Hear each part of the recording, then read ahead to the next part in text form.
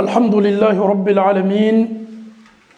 تبارك الذي جعل في السماء بروجا وجعل فيها سراجا وقمرا منيرا، وهو الذي جعل الليل والنهار خلفة لمن أراد أن يذكر أو أراد شكورا.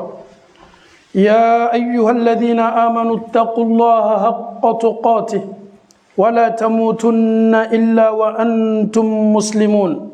يا أيها الناس اتقوا ربكم الذي خلقكم من نفس واحدة وخلق منها زوجها وبث منهما رجالا كثيرا ونساء، واتقوا الله الذي تساءلون به والأرحام إن الله كان عليكم رقيبا. يا أيها الذين آمنوا اتقوا الله وقولوا قولا سديدا يصلح لكم أعمالكم ويغفر لكم ذنوبكم، ومن يطع الله ورسوله فقد فاز فوزا عظيما. إن أصدق الحديث كتاب الله عز وجل، وخير الهدي هدي محمد صلى الله عليه وسلم، وشر الأمور محدثاتها، وكل محدثة بدعة، وكل بدعة ضلالة، وكل ضلالة في النار.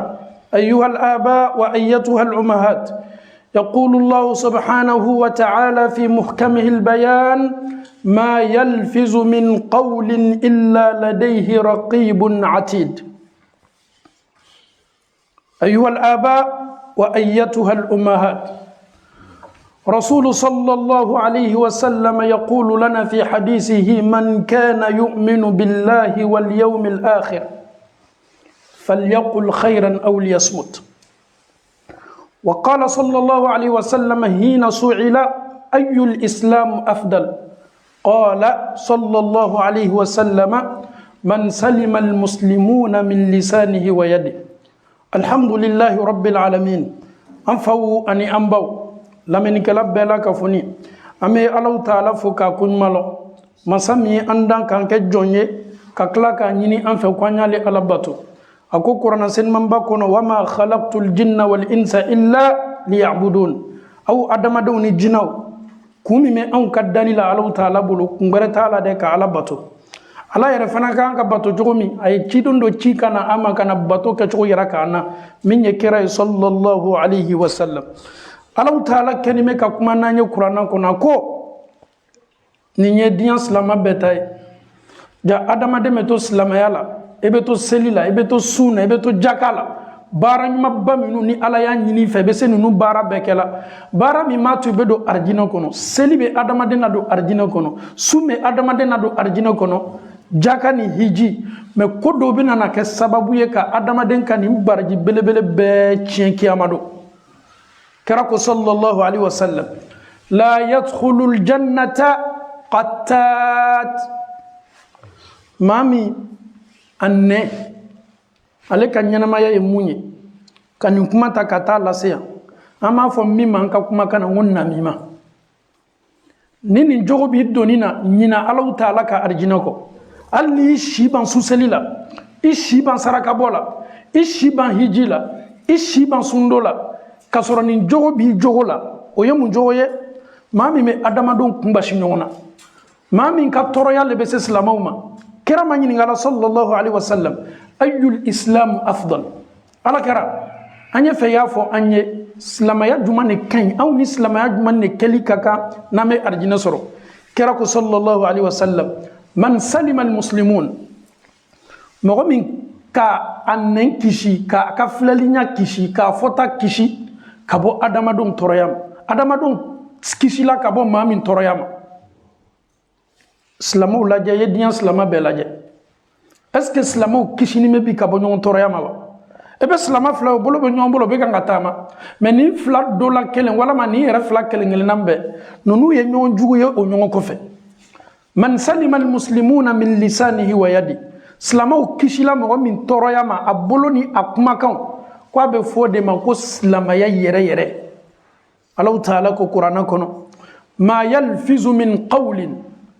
Kuma n'a fɔtɔ, kuma la, kɛwali la, fɔta la, kuma bɔtɔ adamaden da, Allah ta'ala ko illa ladayhi raqibun atid mufassirna ko nin fila bɛ melekaw de raqibu ani atidu adamaden k'i y'a dɔn k'a fɔ i fɔtaw ni kɛtaw ala kɛnimɛ ka melekaw le bila minnu kɛnimɛ k'i kɔrɔsi ni adamaden yɛrɛ banna ni lɔnna ka ɲɛnamaya la kuma i kɛtɔ a fɔ la i kɛtɔ galon tigɛ la i kɛtɔ wuya la adamaden na i kɛtɔ miiriya min bɔla ka adamadenw bisigiya ka miiriya dɔ ta a dɔn k'a fɔ melekaw kɛnimɛ k'i lamɛn ma yalfizu min qawlin illa ladayhi raqibun atid kiyama fana adamaden n'i bɛna kiyama kɛnɛ kan ninnu seereya melekaw fana bɛ na ka na jɔ n'i ye mun na i fɔtaw ni kɛta minnu fɔli i bolo i nɛn ye kuma fɔ o bɛ na ka na bɛɛ la ka fɔ ni seereya nɛn nin bɛ kuma dɛ wallahi nɛn nin bɛ kuma a ɲana a b'a fɔ a ma ɲɛ a b'a fɔ mɛ min yɛrɛ cɛ ka jugu nɛn ka fɔli la i bɛ nɛn ye adamaden dɔ tiɲɛna ka mankutujugu fɔ a ma yalaw est-ce qu'il te se ka mankutu ɲuman fɔ karama sira ma wa tout est négatif chez toi dans la vie adamadenw bɛ na ni hɛrɛ ko ye wallahi ale bɛ défaut sɔrɔ a la mun na ale yɛrɛ dali cogo le b'o ye ala yɛrɛ k'ale da dali min na il n'est jamais positif dans la tête il n'est jamais optimiste dans la tête ale yɛrɛ fɛ c'est-à-dire ale ko ma bɔ ale hakilinata la ale miiriya la o tɛ se ɲana Allah ta'ala ko ma yalfizu min qawlin adamaden bɛ kuma fɔ i ka ɲɛnamaya la illa ladayhi raqibun atid ala ko kɔrɔsilila le bila min ye melekaw ye kira sallallahu alaihi wa sallam a bɛna kumakan belebele fila fɔ an ye hadisa kɔnɔna na a ko di man yadman li ma bayna lahyayhi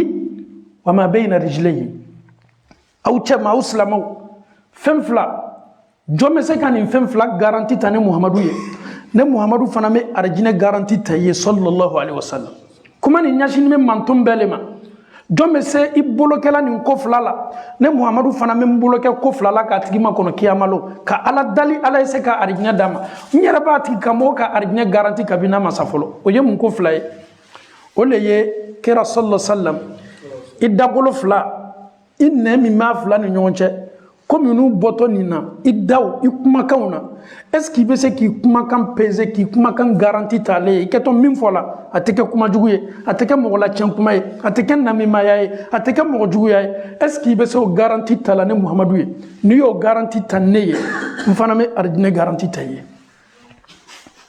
a silamɛw seli an b'a la fo kosɛbɛ seli bɛ kɛ silamɛw bolo an yɛrɛ fana ni seli le ka kan adamaden ka baara fɔlɔ min filɛtɔ kiyama o de ye seli ye n'a ɲana baara tɔw bɛ ma filɛ ni seli yɛrɛ ma ɲa ala tɛ baara tɔw ma filɛ mɛ anw n'an ka seliba est ce que an kɛni bɛ ka an nɛn contrôler an fɔtaw la ma yalfizu min qawlin illa ladayhi raqibun atid kira ko ni mɔgɔ min sela ka a nɛn garanti ta ka a nɛn seniya ka bɔ juguyaw ma k'a nɛn seniya ka bɔ lacɛnniw ma ko ne muhamadu fana bɛ arijinɛ garanti ta ye kumakan filanan o le i sen fila ni ɲɔgɔn cɛ o kɔrɔ ye di ka kurusija la jɔn bɛ se k'o fana garanti ta ale muhamadu bɛ arijinɛ garanti ta ye k'i bɛ bɔ manaba bɛɛ ma bi an ka tɛmu bɛ borila min kɛ o le ye nɛn ye nin bɛna adamaden caman sama k'a lase jahanama kɔnɔ nin bɛna kɛ sababu ye adamaden min bɛ bali a ka baara ma kiyamalo baara ɲumanw ma o le ka ca adamaden bɛ kuma kojugu min kɛla a ɲɛnɛ min ma k'a ɲɛnɛ a tulo don la min na o kosɔn Allahu ta'ala ko wala taqfu ma laysa laka bihi ilm i kana na jɔ ko foyi la komi lɔnni t'i la i k'i da don ko foyi la komi kalan t'i la inna sam'a i tolo ka min mɛn n k'a mɛn ne a fɔla ɲɛnɛ le inna sam'a mɔgɔ mɔgɔ kɛtɔ nin fɔla société la jɛkuru la n fana k'a mɛn le ele k'a mɛn sina ka karama sera min na ala ka tila fana k'a lakali mɔgɔ wɛrɛ ala ko k'i bɛ mina kiyamalo inna sam'a i ka lamɛnni tolo ye mun mɛn wal basara i ɲa ye mun ye hali ni tiɲɛ t'a la i ɲa ye haramu minnu ma filɛ wal fuada dusukun ye fɛn fɛn miiriya jugu t'a kɔnɔ k'a kɛtɔ a bɔ a kɛ la Allahu ta'ala kullu ulaika kana anhu mas'ula ala ko komi nin kelen kelenna bɛɛ ma ɲininka i ka kuma mɛn a fɔla ɲɛnɛ le i tun bɛ yen wa ayi jɔn y'a f'i ye i muso jɔn y'a f'i ye ayi n cɛ le y'a fɔ n ye jɔn y'a f'i ye n den de y'a fɔ n ye silamɛw lutigi min dɔtɔ jahanama kɔnɔ ka bɛn a muso ma o le ka ca bi an ka waati na lutigi a bila i ka kɔlɔsi kan n'i donna i ka so kɔnɔ i muso ka telefɔni bila k'a la a fɔ alhamdulilahi rabbil alamin i jɔni mi jɔyɔrɔ la i ka lutigiya la mais ye du i ka lu ma i muso bɛ kasarali la ka adamadenw lacɛn ka adamadenw kɔrɔfɔ ele lutigi tɛ kuma i muso bɛ mina yɔrɔ yɔrɔ kiyama la bɛ mina ye sika t'a la wallahi billahi tallahi i muso a bɛ kan ka adamadenw kɔrɔfɔ i yɛrɛ don la k'a sɔrɔ muso ni sujet b'a da téléphone n'a la ni kuma sugu dabila parce que muso bɛ se k'a damina sɔgɔma fo wura fɛ olu tɛ foyi la ka adamaden kasara ka adamaden lacɛn muso 82% wallahi an bɛ diɲɛ waati min na nin fo ni ala ɲana an ba minnu ma ninnu tilancɛ bɛɛ ka baara kɛla nin de k'a fɔ i nɔ n ye téléphone ta ka ɲuman dɔ fɔ adamaden dɔ kɔ ayi mais ko ko ye juguman ye waati bɛɛ juguman ni ne ye nin kɛ ni ne ye nin kɛ kira ko hadisa la tirmizi b'a la kale wa qala hasan min husni islam al-mar' tarkuhu ma la ya'nihi adamaden tɛ se kɛla silama senima ɲɛɲasi ma fo i mabɔ ko la komi t'i ɲɛsilala mais comme n'u tɛ anw ɲɛsilala bi an m'an da don le la i ka problème tɛ i den tɛ i fa tɛ i kɔrɔ tɛ ni tubabulasigi yɛrɛ tɛ wallahi ala tɛ bɔ bɛnbacɛ kelen na kuma tɛ ka bɔ jamana kelen na mais e b'i ka ɲɛnamaya bɛɛ ta k'a d'a tigilamɔgɔ le ka ɲɛnamaya la ale t'i sara la ele t'a sara la i n'i ka denbaya le mais waati bɛɛ k'a damina sɔgɔma fo su fɛ nin de ka ɲɛnamaya bɛ aw da kira k'i ma min husni islam al-mar' silama ka diina bɛ seniya bolo baara minnu la o dɔ ye mun ye tarkuhu k'i mabɔ ko la ma la yaani komi t'i ɲɛsila la mais an yɛrɛ banimɛ an yɛrɛ ka problème ma ka mɔgɔ wɛrɛ ka problème ta ele ka luda nɔgɔni bɛ ele yɛrɛ yɛrɛ lajɛ nɔgɔni bɛ i ka famuw lajɛ nɔgɔni bɛ mais ɲinani bɛ nin bɛɛ kɔ mɔgɔ wɛrɛ ka fami de ka kuma ka di ye ele yɛrɛ ye muso filɛ ele yɛrɛ muso seniman tɛ mais mɔgɔ wɛrɛ muso le critiqueli ka di ye ele yɛrɛ lajɛ ele yɛrɛ ka bato man seni mais ele le kɛlen bɛ ka adamaden wɛrɛw critiquer min husni islam al-mar' silama tɛ s'a fɔla yɛrɛ ma ko silama senima kira de ko tɛ dɛ tarkuhu ma la yaani wallahi i dabɔ mɔgɔw ka ko la adamadenw ye k'o to yen o ka problème ni ka problème tɛ ɲɔgɔn sila la i bɔra farafinna ka na tungana ka na nafolo le ɲini i ka nafolo ɲini i ka wari ɲini ni mun kɛli ka kan ala ko la y'o kɛ i sen bɔ mɔgɔ ka vie la a denmuso bɛ sungurubaya la ça n'engage que sa fille c'est pas ton problème i ma sa fɔlɔ dɛ denmuso b'i bolo a dencɛ tɛ foyi la dɔrɔki ta kɔ dɔrɔki feere la wallahi n'i ye nkalon na mɔgɔ mɔgɔ den na ala b'a ɲɔgɔnna labɔ i den ka sika t'a la kɛmɛ ta di nu tudan kuma kuma n'a bɛ na ka na f'i ye ni sababa t'a la daluya t'a la i ma kun walama a fa tigi na y'a dabila i kana na fara kan ka adamadenw lacɛ an b'a fɔ kutuba la waati bɛɛ surtout denmisɛnninakaw an denw ni k'i silamaɲɔgɔn den ye sila jugu kan duwawu k'a ye a den yɛrɛ fana ni se b'i ye a ladi mais anw b'o de ta k'o kɛ an baro kɛ ka ɲɛ an yɛrɛ bɛ sawa la a m'a fɔ ko silama bɛrɛbɛrɛ le ale le denw tɛ nin ye a m'a fɔ ko silama bɛrɛbɛrɛ le ale le balimaw tɛ nin ye mais ninnu ye e ka problème jumɛn ye in shagaltum bi uyubi nas an yɛrɛ k'an yɛrɛ sogo la sa ko min ka di an ye adamadenw ka vie i ka mɔgɔ mɔgɔya la a tɛ sa ko belebele sababu o b'a ma sɔrɔ sika t'a la i ka mɔgɔ mɔgɔ ye laciyɛni de ka d'a ye k'i da don adamadenw na lebu belebele sababu ye o t'a majanya fɔlɔ ala tɛ saya s'a ma fo ala y'a to a ye lɔn a sigini bɛ jamana min na village min na kabila min na société min na association min na ala b'a to jama bɛɛ b'a lɔn jɛnɛ ye sa waati mais ale yɛrɛ t'a dɔn k'a fɔ ko mɔgɔ b'a kalama bɛɛ tigɛni m'a la mais adamadenw kɛlen bɛ ka adamadenya kɛnɛ parce que jogo min b'a la jogo ni tolini bɛ ale yɛrɛ fana m'a yɛrɛ balo adamadenw de la donc ale ka ɲɛnamaya bɛɛ y'o le wallahi min kale alahu taala la a jogo filanan a bɛ tant que ni saya hali ni saya sela ma jogo nin bɛ to a la hali n'a diyali ye san san ye taa maka mais wallahi i ka taa mɔgɔw tɔɲɔ min kɛla n'a kɛ to a fɔla ko ala n ye n ta to alahu taala ma billahi i bɛ sa ka sɔrɔ nin tɔɔrɔya b'i kɛ i ka ɲɛnamaya la kiyama fana bɛ ma ɲininka a la est ce que a b'a dɔn k'a fɔ ko mɔgɔ dɔw bɛ yen olu bɛ kɛ sababu ye ka mɔgɔ min ladon arijinɛ kɔnɔ o le ka ca mun na parce que o kɛlen bɛ k'a tigi lacɛn ka sɔrɔ nkalon de kiyama don a bɛ fɔ maa minnu ma ko mufiliso o bɛ na lajɔ a ka seli n'a ka sun bɛɛ la ka fɔ nin b'a bolo a ye minnu tɔɲɔ a ye minnu neni a ye minnu lacɛ olu bɛɛ bɛ na ka n'o ta dɔw yɛrɛ m'a lɔn yɛrɛ e bɛ se ka mɔgɔ dɔw bisikiya ka mɔgɔ dɔw lacɛn da la a m'i lɔn i m'a lɔn kabini ala y'a dan hali telefɔni ma tɛmɛ ani ɲɔgɔn cɛ kiyama lɔn ala b'a fɔ karama sera tay ka baara ɲuman ta i t'i ka hakɛ ta nin ka baara ɲuman la a y'i bisigiya a y'i kɔrɔfɔ a y'i kasara a y'i lacɛn a farala mɔgɔlu fana kan k'i lacɛn ele yɛrɛ fana bɛ kabakoya ne ni nin tun bɛ ɲɔgɔn ye waati dɔ la n tun b'a bonya n ka bonya le tun b'a kan nin sela farala tɔw kan cogo di ka ne fana mankutu tiɲɛ nin de ye silamɛw ka société ye bi kira ko sallallahu alaihi wasallam la yadkhulul jannata qattat ko k'a fɔ a tigilamɔgɔ ye maa minnu bɛ maaw kun basi ɲɔgɔn na mɔgɔ lacɛnnaw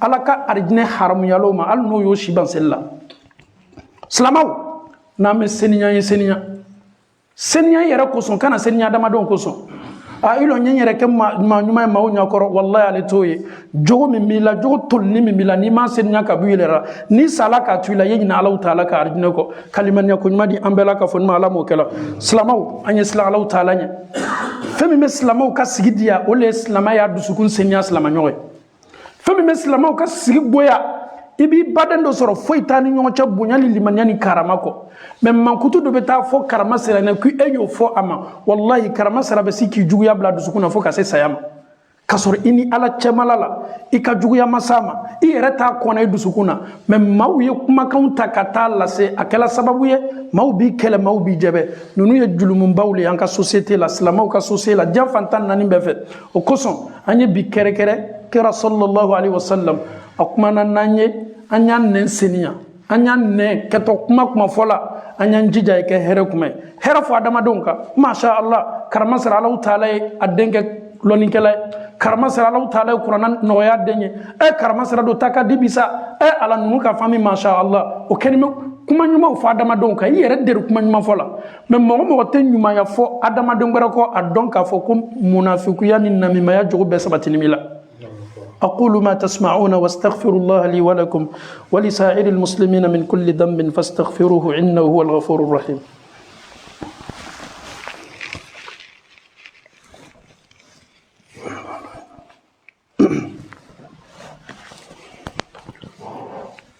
الحمد لله رب العالمين وكفى. Chers parents, chers frères et sœurs en Allah, le Créateur qui est Allah subhanahu wa ta'ala, il nous interpelle dans le Saint-Coran. Un verset qui doit être médité. Allah nous dit Ma yalfizu min qawlin illa ladayhi raqibun atid. Tout ce que nous disons, tout ce que nous prononçons, tous nos dits, Allah nous dit il y a des anges qui nous surveillent. Raqibun atid. Tous tes propos et tout ce que tu tiens comme propos, sache que les anges sont avec toi. Raison pour laquelle ton prophète te dit sallallahu alayhi wa sallam Man kana yu'minu billahi wal yawmil akhir falyaqul khayran aw liyasmut. Celui qui croit en Allah subhanahu wa ta'ala et le jour du jugement, qu'il dit de bonnes choses ou bien il la ferme. Quand tu veux parler, dis des propos qui sont recommandés par l'islam. Ne dis pas tout. Et ton prophète te dit sallallahu alayhi wa sallam La yadkhulul jannata qattad. Il ne rentrera pas au paradis ce dernier qui aime non seulement, il prend ses propos ici, il mélange de l'autre côté là-bas, il essaye de mélanger les gens, qui est un amam.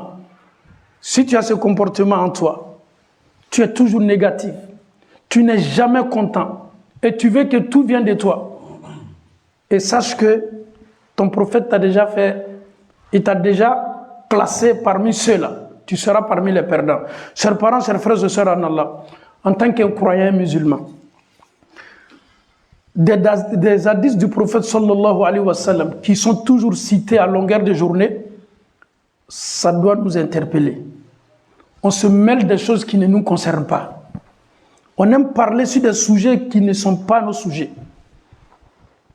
Il te dit, min husni islam al-mar, pour que tu sois un musulman sincère, un musulman propre de ce nom, un bon musulman, tarkuhu ma la ya'nihi, ne te mêle pas de ce qui ne te regarde pas. Et si tous les musulmans, si on se regardait dans le miroir, on se disait oui, ce sujet-là c'est pas mon sujet au fait. Pourquoi me mêler dans ce sujet-là? Pourquoi parler de tel sujet? Et pourquoi parler de telle famille? J'ai aussi une famille. J'ai aussi des sœurs qui ne sont pas voilées. J'ai aussi des sœurs aussi qui ont fait des enfants hors mariage. J'ai aussi des sœurs aussi qui s'habillent comme des femmes koufars. J'ai ce problème-là chez moi à la maison.